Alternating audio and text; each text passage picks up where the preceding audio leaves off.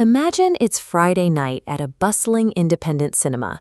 The lobby is packed, the popcorn machine is jammed, and the shift manager has finally had enough. They drop their keys on the counter, walk out the door, and suddenly the business is thrust into an operational crisis. The immediate instinct is to rush out and replace them. But before a business even thinks about advertising a vacancy, the owners need to hit pause and conduct a job analysis. They must systematically evaluate what tasks and responsibilities the position actually entails and decide if the role even needs to be filled in its current form. If they do need a new manager, they have to draft the first of two critical recruitment documents. A job description lays out the exact work to be done. It details the job title, the core duties, the expected working hours, and the specific rate of pay. Next comes the person specification. Where the job description outlines the role, this document outlines the human required to do it. It lists specific qualifications, experience, and skills, sorting them neatly into traits that are absolutely essential to function and separating out those that are highly desirable. Together, these documents form a strict blueprint of the ideal candidate. Now, the cinema owners face a pivotal decision.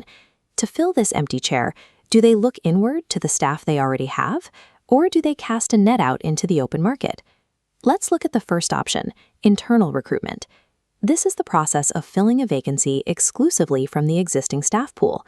Employees might find out about the opening through a staff notice board, an internal email, or the company intranet. Let's assume the cinema owners decide to promote Sarah. She's currently a part-time supervisor who already knows how to thread the projection equipment and recognizes all the regular customers. Going this route provides immediate financial and temporal relief. The business saves a significant amount of money because they bypass expensive job advertisements and external agency fees. And because Sarah's already on the payroll, the time it takes to vet her and fill the vacancy is drastically reduced. It also heavily mitigates operational risk. Hiring a stranger is always a gamble, but Sarah is a proven quantity. The owners already have firsthand evidence of her work ethic, her reliability, and how seamlessly she fits into the cinema's daily rhythm. Promoting from within sends a clear signal to the rest of the team. It proves that hard work is recognized and provides a tangible path for career progression, naturally boosting overall staff morale. But internal recruitment has a structural flaw. Promoting Sarah creates a new vacancy lower down, triggering a domino effect where hiring starts over. Also, restricting applicants to existing staff insulates the business, placing a hard limit on creative growth and cutting off fresh perspectives. Then there's the human element. If 3 employees apply for the manager job and only Sarah gets it, the owners risk breeding deep interpersonal tension. The colleagues who were passed over might feel they were entitled to the promotion, resulting in resentment and a sudden drop in productivity. Internal recruitment operates as a highly efficient way to reward loyalty and maintain stability, but it inherently risks organizational stagnation and staff friction. Now, let's rewind the scenario and look at the alternative, external recruitment. This involves searching entirely outside the company, using national job websites, local job centers, or networking platforms like LinkedIn. This time, the cinema bypasses its current staff and hires Mark, an experienced manager currently working for a massive rival theater chain across town. The advantage is scale. A public search unlocks a massive, diverse pool of candidates with specialized skills.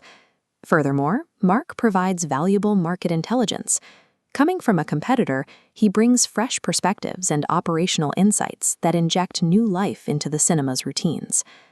However, accessing that open market exacts a heavy toll on resources.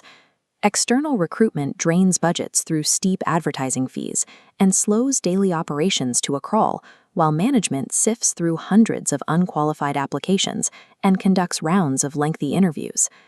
Even after all that effort, the owners face a critical performance risk, the interview illusion. A candidate might appear flawless on a resume and say exactly the right things in a quiet office, but completely underperform once they actually have to run a chaotic Friday night shift. External recruitment maximizes potential to acquire top-tier talent and innovative ideas, but it demands a high toll in time, money, and baseline risk.